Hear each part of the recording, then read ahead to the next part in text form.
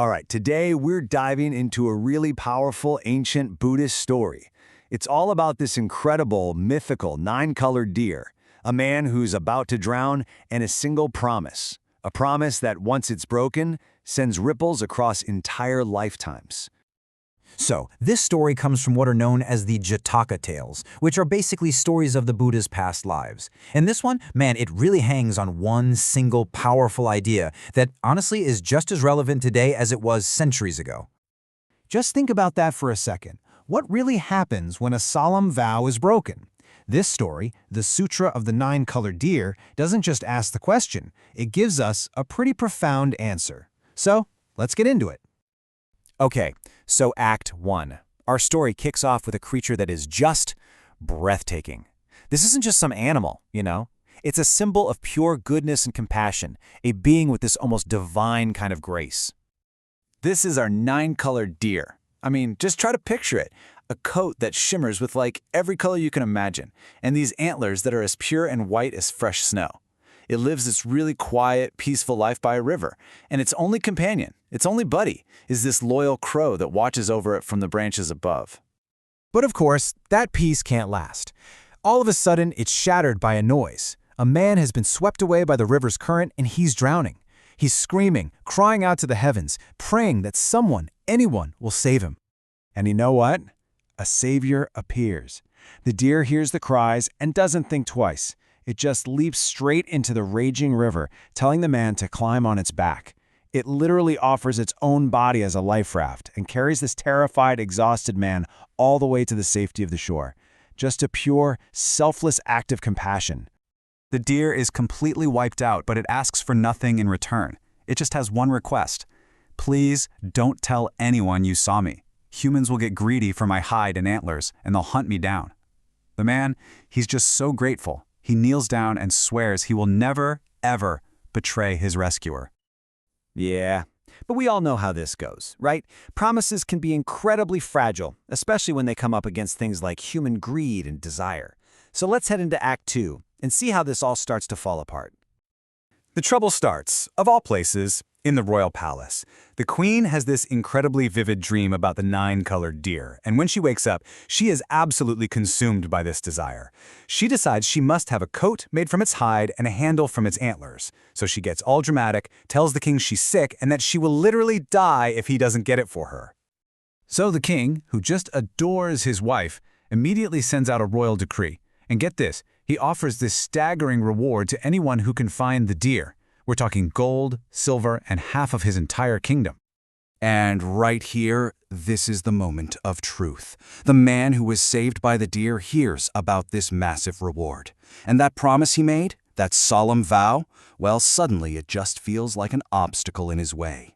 He starts to rationalize it, thinking to himself, it's just an animal. What does its life matter compared to all that wealth and power? And just like that, the vow is forgotten. So he does it. He goes to the king and tells him exactly where to find the deer. But as those treacherous words come out of his mouth, something bizarre happens. These painful leprosy sores instantly break out all over his face, like his inner corruption is showing up on the outside. Okay, so the betrayal is done. The stage is now set for this huge, dramatic confrontation. The king gets his army together, and the consequences of one man's broken promise are about to get very, very real. Up in its perch, the loyal crow sees the soldiers moving in, and it starts to panic. It's screaming at his friend, trying to wake the deer up, but the deer is just sleeping so soundly. So in a last, desperate attempt, the crow flies down, pecks at the deer's ear, and just screeches a final warning that the army has them surrounded. The deer's eyes snap open, and it's too late. It is completely encircled. Everywhere it looks, there are soldiers, bows drawn, arrows pointed right at its heart. There is absolutely no way out. But here's where things get really wild. Instead of panicking or trying to run, the deer does something no one expects. It just calmly, majestically starts walking, not away from the danger, but straight towards the king. The king is so stunned by this fearless, almost divine presence that he immediately orders his men, "Don't shoot, lower your weapons." Then the deer speaks, its voice just filled with this incredible power. It looks right at the king and asks him a single, piercing question. The king points to the man, the one with the sores all over his face. And the deer looks at the man who betrayed him, and with tears in its eyes, it tells the king the whole story. The rescue, the promise, and now, the betrayal. It ends by saying that even a random log floating in the river is more trustworthy than a person who breaks their word. Well, when the king hears this, he is just overcome with shame for his own subject's total lack of integrity. He immediately orders the deer to be set free and makes a new law right then and there. Anyone in his kingdom who ever harms this deer, or any deer, will be punished severely.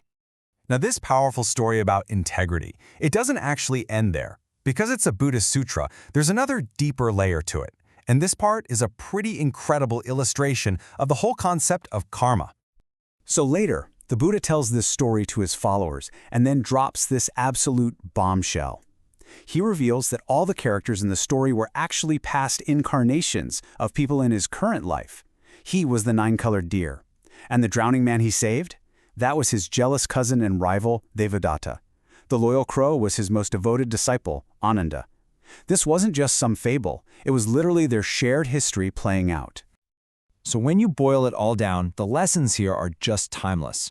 It shows us that kindness has its own kind of power, even when it gets betrayed. It's a stark reminder of how greed can totally blind us to what's right. And maybe most importantly, it's a perfect example of karma, this idea that our actions, both good and bad, have consequences that follow us.